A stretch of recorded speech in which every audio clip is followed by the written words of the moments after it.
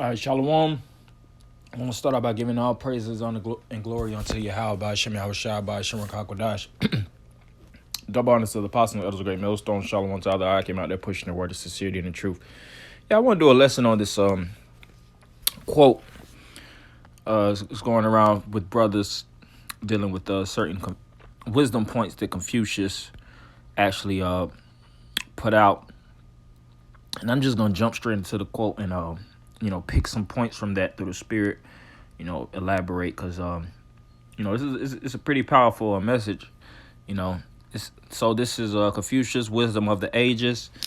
It says, to put the world in order, we must first put the nation in order. To put the nation in order, we must put the family in order. To put the family in order, we must cultivate our personal life. And to cultivate our personal life, we must first set our hearts aright. Yeah, hey, that's very, very powerful. It first starts with the individual. That's why we always drive home that this is a individual walk. Scripture says that in the book of 2 Timothy 2. All right, pertaining to this walk is a walk of individuality. Of course, we work collectively, but we're soldiers in this walk. All right. As a soldier, you have to deal in the spirit of solitude, and in your solitude, it's about walking uprightly, and you build from that point forward. Because our nation is damaged. Our nation is jacked up all over the board, from the family structure to how we operate one another. The scriptures speak about we under the curses.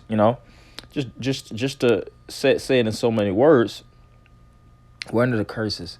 And in the midst of these curses, the Lord is still dealing, with particular houses of men. Because it first starts with the men, and then it tells the women and children that follow that household head, as it is written in the book of Corinthians, the 7th chapter, of the man being the head. So us as men, we have a heavy job. It's scripture speak about heavy as as the saying goes, heavy as the head, that weareth the crown. So, it's a heavy job, but the Lord, puts the spirit on men that has the efficiency to do so. And like I said, our people are damaged. They have lack of structure, they have lack of guidance, and they just go haywire, and they like to blame previous generations for mishaps and want to use that as justification to just follow a path of wrongdoings and wrongdealings. When and the brothers were bringing out a point, when do we take personal accountability? When do we actually say, what, I did this wrong? It starts with me. It starts with us. All right.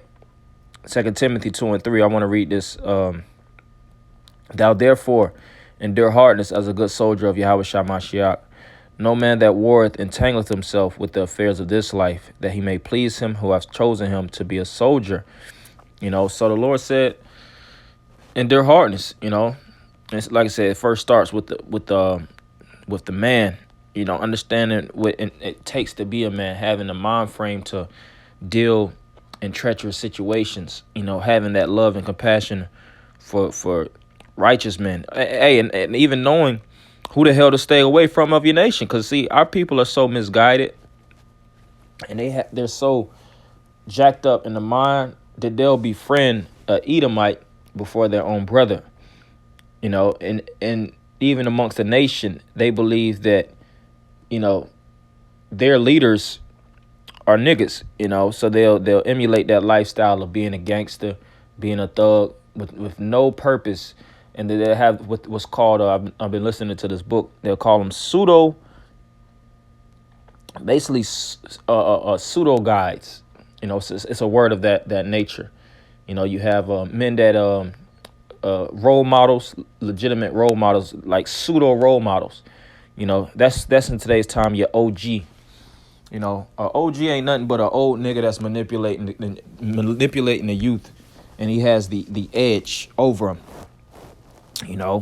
and they use these they prey upon the weak minds of our people, and the lack of presence of an actual male figure within the household. So they'll exploit that, and then they'll put these men under their wings to do all these different corruptible things, which basically leads Jacob to what? The prison. That's why when you're dealing with, if you look at the scope of us as a nation, if we're not on drugs, the majority of the people of our nation is, of course, extremely afflicted in poverty and in prison, and us brothers that's in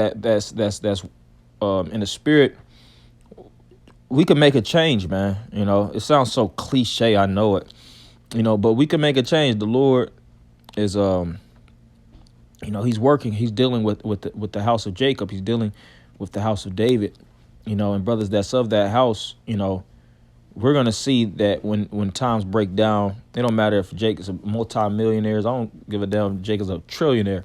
You're gonna start to see those houses starting to see that they're dilapidated and weak, and the men that keep that structure, that keep the principles, the principal guides, and that's rooted upon the spiritual causes, you're gonna see that house standing firm.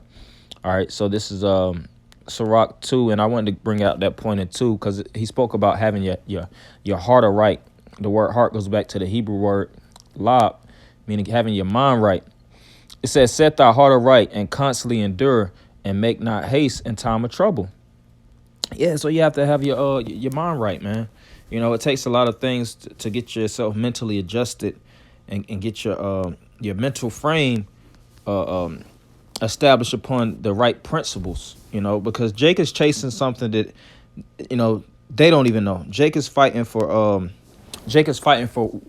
fighting in causes that have nothing to do with them. They're getting flustered. They don't know what battle to involve themselves in, and when it's actually involvements of actually nation building, Jake don't know how to build a nation. Like you had the saying that everybody likes to use, that saying, it takes a village to raise a son. It's the same thing pertaining to a nation. It takes men to raise a nation. It takes guidance. It takes a priesthood.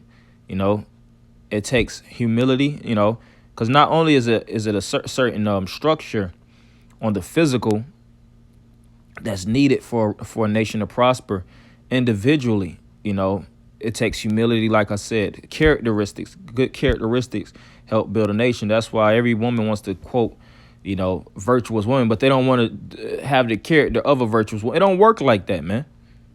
Like I says, everybody wants to be a woman till it's time to be a woman, or everybody wants to be a prophet till it's time, But that's why our nation it's a dog chasing his tail. Meanwhile, this white man is in the background cooking up something fierce and, to dish it out to a nigga, man. I got this also in Sirach. Because with nation building, man, it's you build all over the board. When we were at home, at home base, and we had the law not being slack, and spirit of the Lord's presence fully within the nation, you see how everybody in the nation was being fed these law, statutes, and commandments, the men, women, and children. And if individuals would veer off and they would come against that which was laid out, the Lord would lay their asses out. All right, whether it was through stones or just, in immediate death. That's the importance of of a nation to stay in a one-track mind. And nowadays everybody got their own philosophy. Everybody, the scriptures speak about in 2 Ezra 8:50 how we're going to be living in very, very proud times. Sirach 30:3. It says, he that teacheth his son grieveth the enemy, and before his friends he shall rejoice of him. Right. So when you teach your son morals, principles, you give him you put an actual head on his shoulders, because these children, they don't really have heads. They walk around like fucking headless horsemen, man. Like a chicken with his head cut off, just doing stuff. And they get adopted in these different, whether it's Western education, gangsterism, whatever social media, they'll adopt lifestyles, and they see that it's, well, they don't see nothing, but they'll live these lifestyles that give you a short term feeling of excitement and like I said before, that pseudo manhood, you know.